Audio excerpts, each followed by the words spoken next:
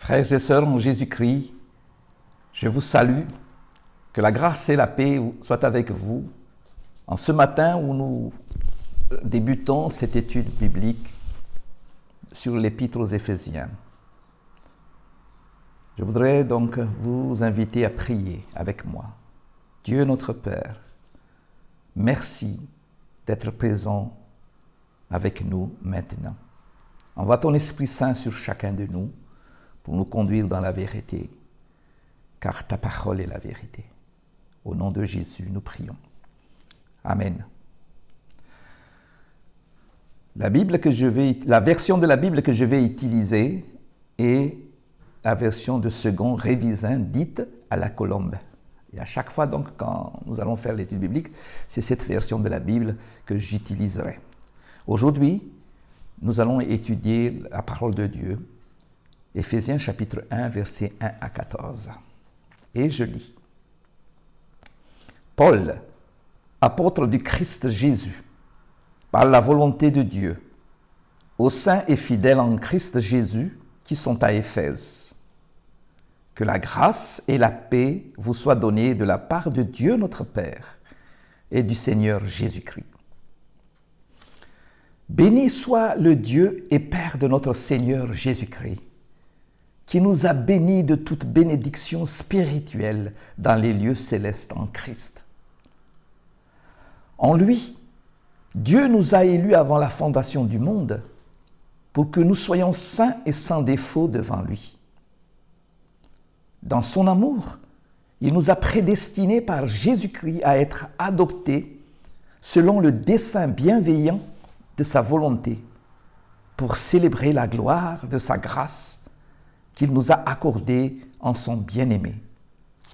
En lui, nous avons la rédemption par son sang, le pardon des péchés selon la richesse de sa grâce, que Dieu a répandu abondamment sur nous en toute sagesse et intelligence. Il nous a fait connaître le mystère de sa volonté, le dessein bienveillant qu'il s'était proposé en lui, pour l'exécuter quand les temps seraient accomplis.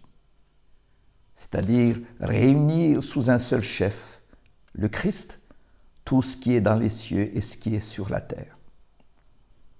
En lui, nous avons aussi été mis à part, prédestinés selon le plan de celui qui opère tout, selon la décision de sa volonté, afin que nous servions à célébrer sa gloire, nous qui d'avance avons espéré en Christ.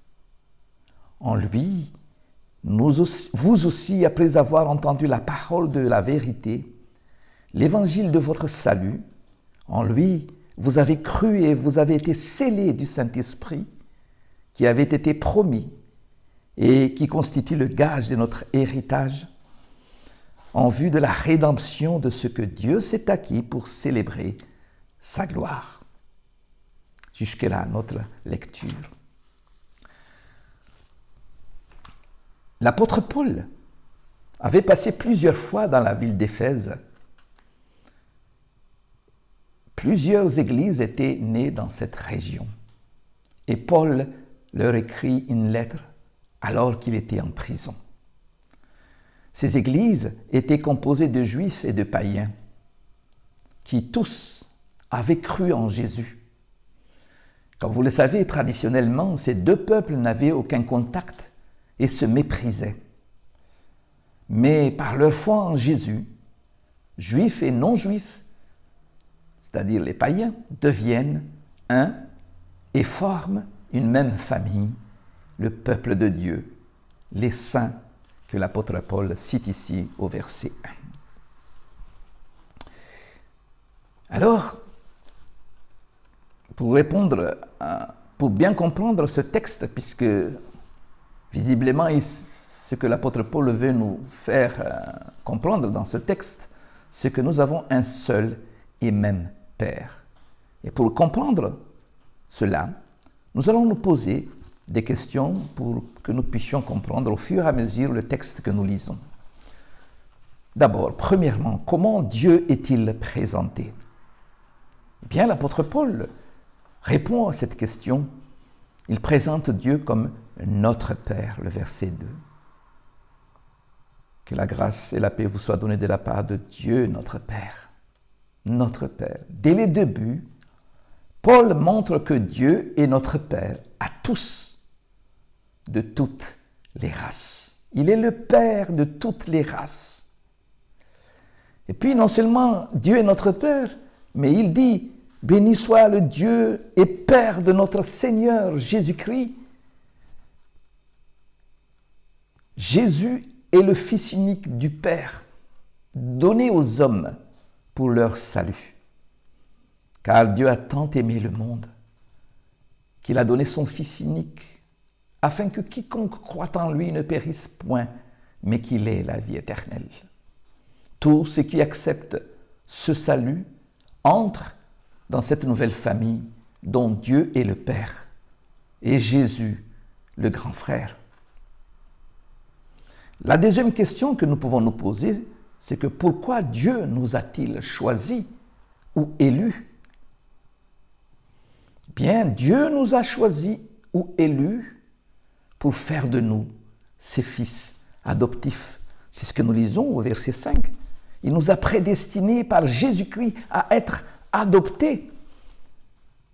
Et non seulement il l'a fait de nous pour être ses fils adoptifs, mais que ce projet de Dieu, c'est un dessein que Dieu avait et a depuis toujours. Il nous a prédestinés depuis la fondation du monde. Il nous a élus, nous dit la parole de Dieu, avant la fondation du monde. La troisième question qu'on peut se poser, c'est que grâce à qui et à quoi cela est-il possible? Remarquez que les questions que je pose, c'est en fonction, donc, au fur et à mesure que nous avançons dans l'étude de ce texte. Grâce à qui et à quoi cela est-il possible? Nous retrouvons plusieurs fois l'expression « en lui », c'est-à-dire en Christ, en Jésus-Christ. Et c'est vrai, cette adoption n'est possible qu'en Jésus et Jésus seul, et non pas en quelqu'un d'autre. Et cela est possible par la mort de Jésus sur la croix, en sacrifice pour nos péchés.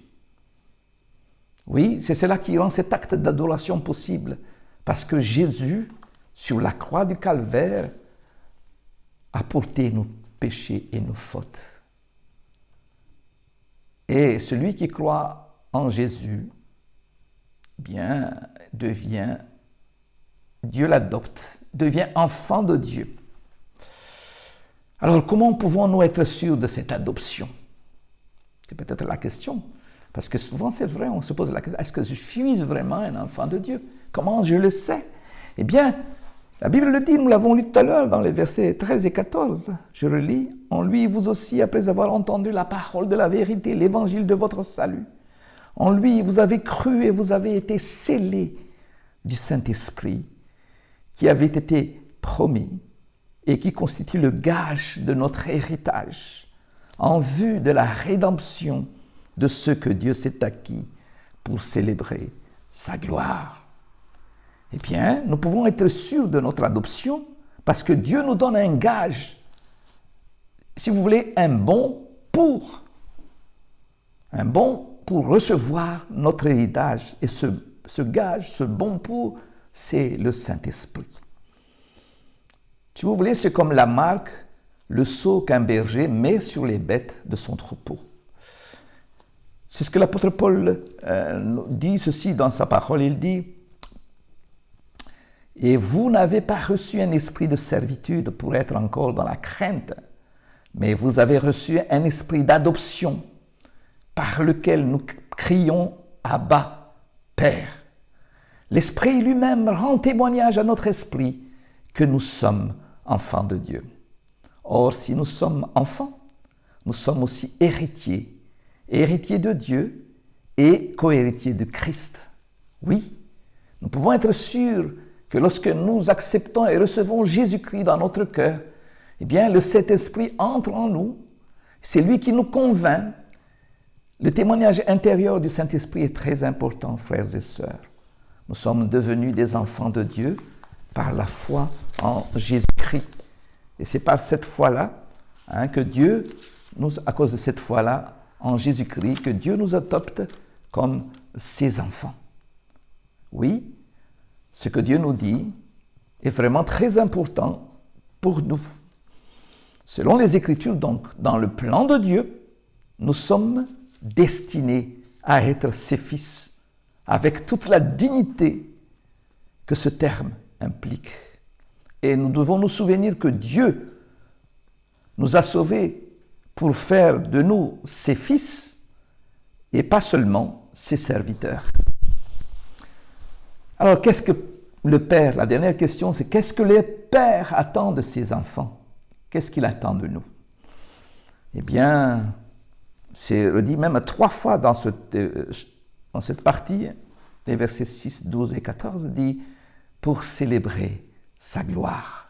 C'est ça que Dieu attend de nous. Il nous a adoptés pour que nous puissions célébrer sa gloire. Voilà, frères et sœurs. Maintenant, je vais laisser à votre réflexion des questions que vous-même, vous pouvez répondre. La première, c'est que peut vouloir dire le fait d'être enfant d'un même père? C'est-à-dire d'une même famille. Qu'est-ce que ça peut vouloir dire le fait d'être enfant d'un même père?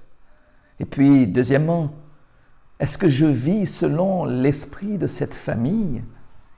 Et puis enfin, qu'est-ce que cela va changer dans ma vie? Voilà, nous avons terminé, frères et sœurs. Je vous souhaite le plus grand bien à l'écoute de cette étude biblique et je vous donne rendez-vous la prochaine fois. Que le Seigneur vous bénisse et vous garde.